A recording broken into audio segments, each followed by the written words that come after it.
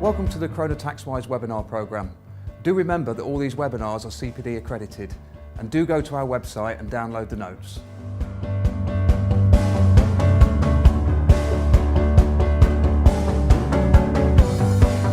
Hello, my name is Pat Snowren and I'm here on behalf of Croner Taxwise. One of the topic areas that is creating a lot of interest at the moment, and also I have to say a lot of draft legislation for Finance Bill 2017, is the whole area of non-UK domiciles, and also matters surrounding that have an impact on UK domiciles as well.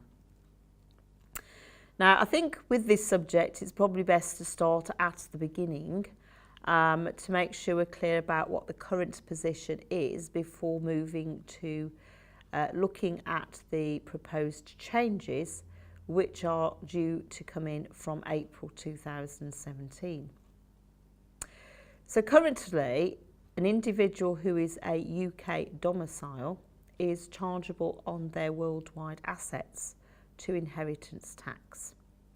And it is really only in the context of inheritance tax where an individual's domicile position is of key importance. If you're a non-UK domicile then, you're only charged to UK inheritance tax on UK assets. However, we have a lot of non-UK domiciles who are long-term residents in the UK. And therefore inheritance tax a number of years ago included within its law a statement that if you are resident here for 17 out of the last 20 years, then you will be treated as a deemed UK domicile and so chargeable on worldwide assets. Now technically it's the beginning of the 17th year out of 20 years when you become deemed UK domicile. We also have another UK deemed domicile rule which would apply maybe to myself. I'm a UK domicile of origin. Let's just say I decided to up sticks one day and to emigrate to the Caribbean, make that my permanent home. Then there is a deemed domicile rule which will continue to treat me as UK domicile for a further 3 years. So those two deemed domicile rules are what we currently have. However, from April, all of that is about to change.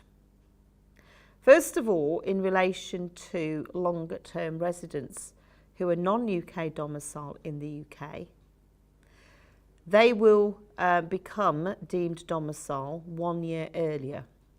So what the proposals say is if an individual has been resident here for 15 out of the previous 20 years, then at the beginning of the 16th year, they will be UK deemed domicile.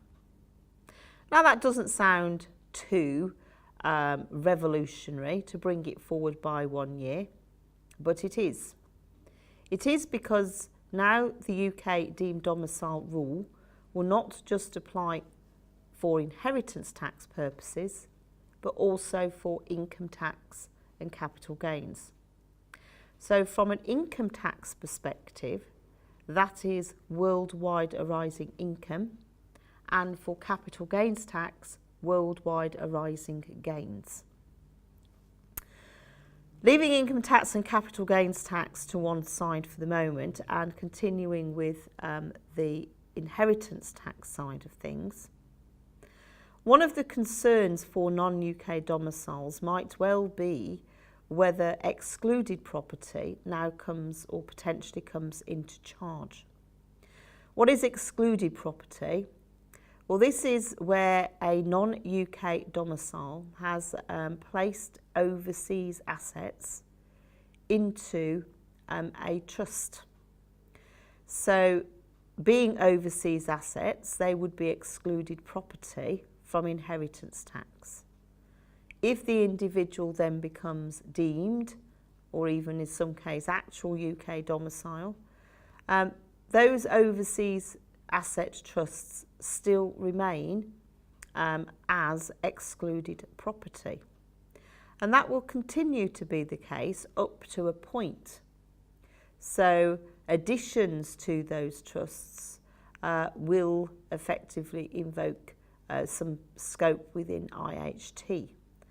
But the principle is that those trusts that have already been established in the past, which do not have any further additions into them, are protected from UK inheritance tax.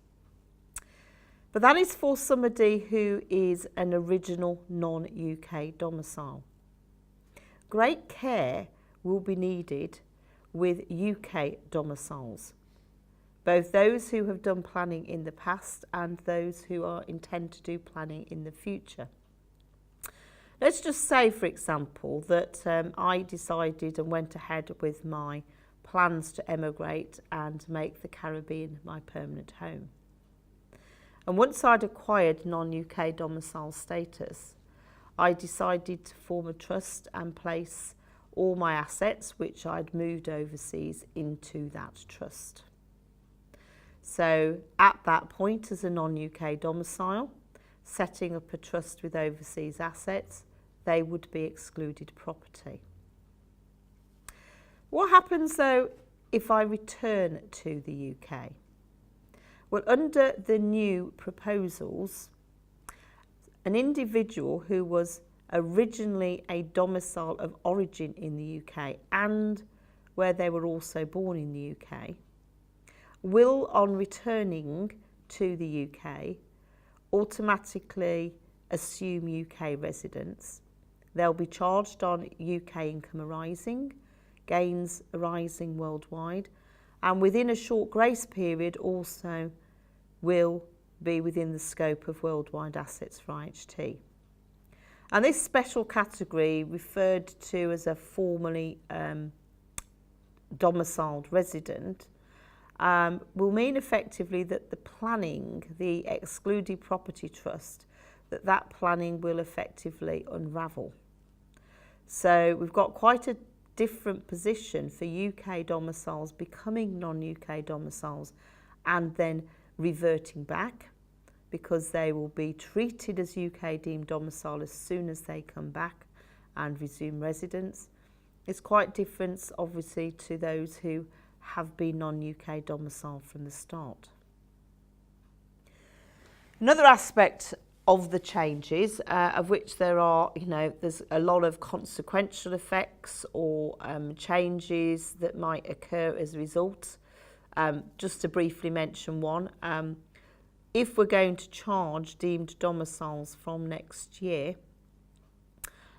with worldwide gains arising, will there be a facility to rebase at that point so that past gains are not chargeable? Yes, they will. But there are conditions that attach to that, if you like, relief that you'll need to consider if relevant. And one or two other areas that of change that people will want to consider, whether they can mitigate the effect of these changes on them. More importantly is another change which will affect non-UK domiciles, and I'm not now talking here about those that become deemed, I'm talking those that remain non-UK.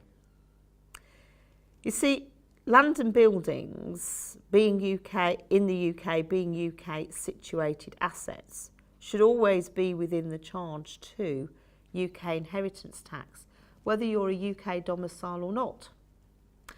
But if I'm a non-UK domicile and I have shares in an overseas company, that counts as an overseas asset. So what has been occurring is that somebody has set up an overseas company, but then of course the assets of that overseas company have been, let's say, UK residential and commercial property.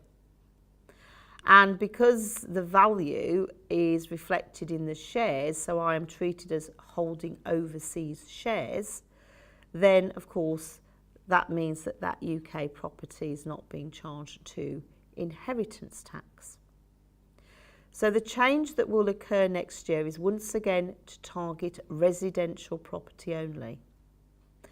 And where a non-UK domicile owns shares in an overseas company or maybe an interest in an overseas partnership, and similarly rules will apply to trusts, then if the underlying asset or assets in those structures is UK residential property, then it will be charged to UK inheritance tax. How practically this is going to work in terms of ascertaining what overseas structures own for the purposes of making these charges is another matter, but that is the principle that is going to be changed with effect from next tax year. As you can probably gather by the short time I've spent on this, those are some quite key changes, and with those key changes will come lots of consequential rules and amendments, and undoubtedly some anti-avoidance rules as well. So this will be an area to talk about with your advisors to ensure obviously that if it affects you, then you obviously are prepared for these changes.